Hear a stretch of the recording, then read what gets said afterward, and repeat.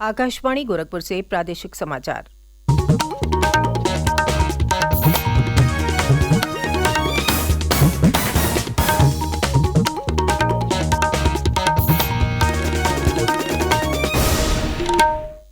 नमस्कार।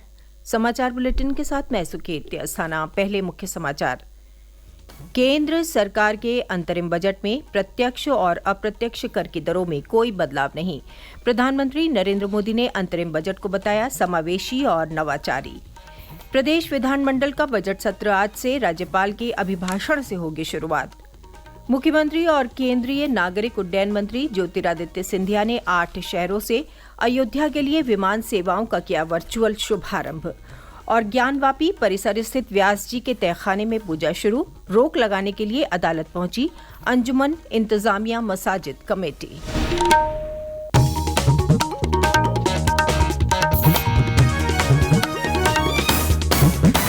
और अब समाचार विस्तार से। केंद्रीय वित्त मंत्री निर्मला सीतारामन ने कल लोकसभा में वित्तीय वर्ष 2024-25 का अंतरिम बजट पेश किया। वित्त मंत्री ने प्रत्यक्ष कर और आयात शुल्क सहित अप्रत्यक्ष करों की दरों में कोई बदलाव नहीं किया है। उन्होंने कहा कि ये दरें यथावत रहेंगी। निवेश के लिए कुछ करों के लाभ पर छूट की समय सीमा इस वर्ष 31 मार्च को समाप्त हो रही है, जिसे बढ़ाकर 31 मार्च 2025 तक किया गया है। उन्होंने कहा कि पीएम आवास योजना ग्रामीण में 3 करोड़ आवासों का लक्ष्य पूरा होने वाला है। बढ़ती जरूरतों को पूरा करने के लिए अगले 5 वर्षों में 2 करोड़ आवास और बनाए जाएंगे। वित्त मंत्री ने कहा कि मकानों की छत पर सौर ऊर्जा लगाने के उपायों से 1 करोड़ परिवारों को हर माह 300 यूनिट निःशुल्क बिजली मिल सकेगी। अयोध्या में राम मंदिर प्राण प्रतिष्ठा के ऐतिहासिक दिवस पर प्रधानमंत्री के घोषित इस संकल्प से परिवारों की 15 से 18 हजार रुपए तक की वार्षिक बचत होगी। प्रधानमंत्री नरेंद्र मोदी ने अंतरिम बजट को समावेशी और नवाचारी बताया है। उन्होंने कहा कि ये बजट युवा भारत की युवा आकांक्षाओं का दर्पण है। श्री मोदी ने कहा कि अनुसंधान और नवाचार के लिए 1 लाख करोड़ रुपए के कोष की घोषणा की गई है। उन्होंने कहा कि ये बजट 2047 तक विकसित भारत बनाने की आधारशिला को मजबूत करने की गारंटी देता है। राज्यपाल आनंदीबेन पटेल और मुख्यमंत्री योगी आदित्यनाथ ने केंद्र के अंतरिम बजट की सराहना की है। उत्तर प्रदेश विधानमंडल का बजट सत्र आज से शुरू होगा। दिन में 11 बजे विधानमंडल के दोनों सदनों के समक्ष राज्यपाल आनंदीबेन पटेल के अभिभाषण के साथ बजट सत्र की शुरुआत होगी। कल राज्यपाल के अभिभाषण पर चर्चा शुरू होगी, जबकि 5 फरवरी को प्रदेश सरकार विधानसभा और विधान परिषद में वित्तीय वर्ष 2024-25 का बजट प्रस्तुत करेगी। बजट सत्र के सुचारू संचालन को लेकर कल विधान भवन में सर्वदलीय बैठक का आयोजन किया गया। बैठक में विधानसभा अध्यक्ष सतीश महाना ने सभी दलों से सहयोग प्रदान करने का अनुरोध करते हुए कहा कि सकारात्मक वातावरण में तार्किक, तथ्यपरक और गुणवत्तापूर्ण संवाद से जन समस्याओं का सार्थक समाधान किया जा सकता है। बैठक में मुख्यमंत्री और नेता सदन योगी आदित्यनाथ ने कहा कि विगत वर्षों में उत्तर प्रदेश विधानसभा ने पूरे देश में संसदीय कार्यप्रणाली की नजीर प्रस्तुत की है। मुख्यमंत्री योगी आदित्यनाथ और केंद्रीय नागरिक उड्डयन मंत्री ज्योतिरादित्य सिंधिया ने कल देश भर के 8 शहरों से अयोध्या के लिए विमान सेवाओं का वर्चुअल शुभारंभ किया। दिल्ली, चेन्नई, अहमदाबाद, जयपुर, पटना, दरभंगा, मुंबई और बेंगलुरु से अयोध्या के लिए उड़ान शुरू हुई।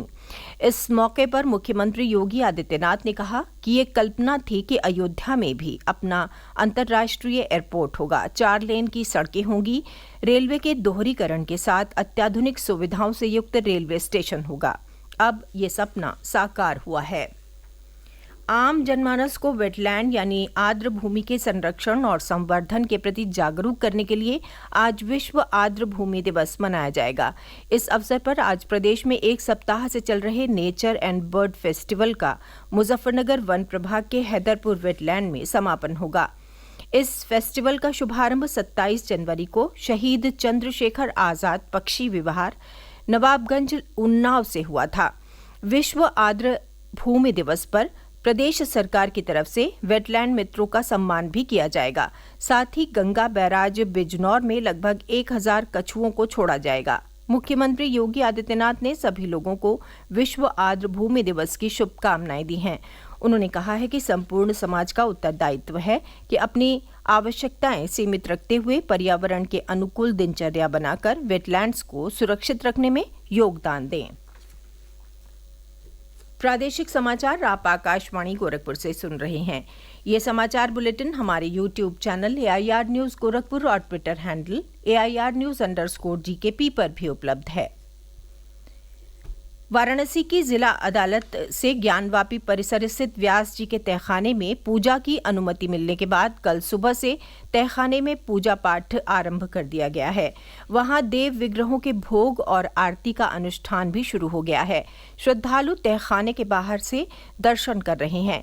इस बीच तहखाने में पूजा अर्चना के आदेश पर रोक लगाने के लिए अंजुमन इंतजामिया मसाजिद कमेटी ने कल वाराणसी के जिला जज की अदालत में प्रार्थना पत्र दाखिल किया।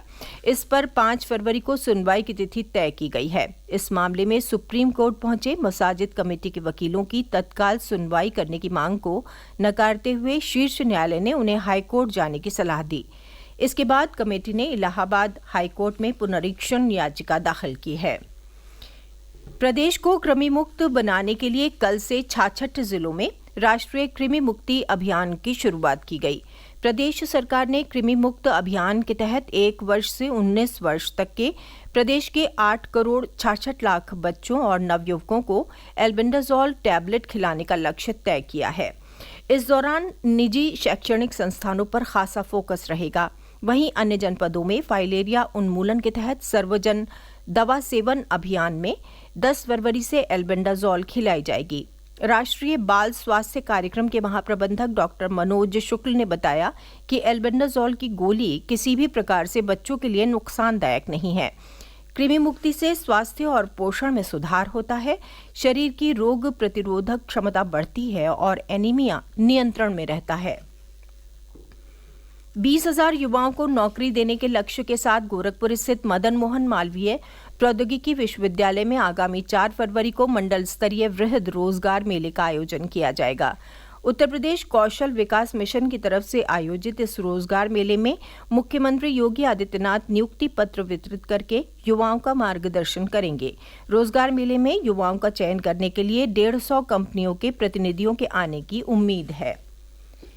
मेरा युवा भारत यानी माय भारत पोर्टल ने 31 जनवरी तक 1 करोड़ 45 लाख से अधिक पंजीकरण के साथ महत्वपूर्ण उपलब्धि हासिल की है।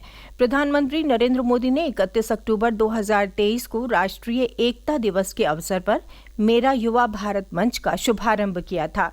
माय भारत पोर्टल की परिकल्पना युवाओं के विकास और युवाओं के नेतृत्व में विकास के लिए एक महत्वपूर्ण प्रौद्योगिकी संचालित सुविधा प्रदाता के रूप में की गई है।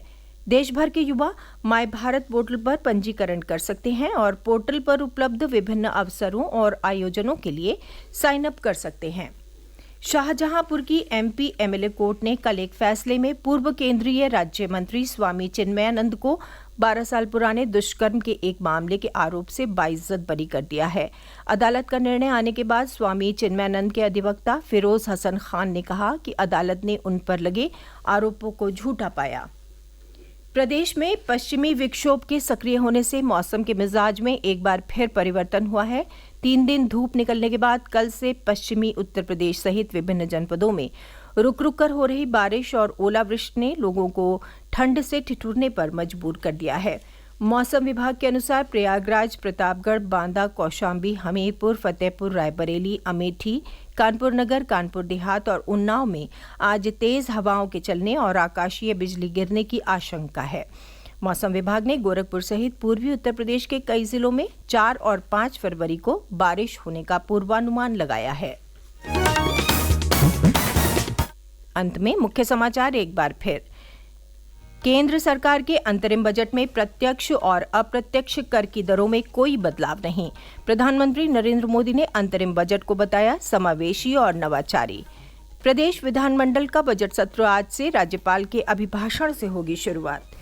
मुख्यमंत्री और केंद्रीय नागरिक उड्डयन मंत्री ज्योतिरादित्य सिंधिया ने 8 शहरों से अयोध्या के लिए विमान सेवाओं का किया वर्चुअल शुभारंभ। और ज्ञानवापी परिसर स्थित व्यास जी के तहखाने में पूजा शुरू, रोक लगाने के लिए अदालत पहुंची अंजुमन इंतजामिया मसाजिद कमेटी। इसके साथ ही समाचार बुलेटिन समाप्त हुआ। नमस्कार।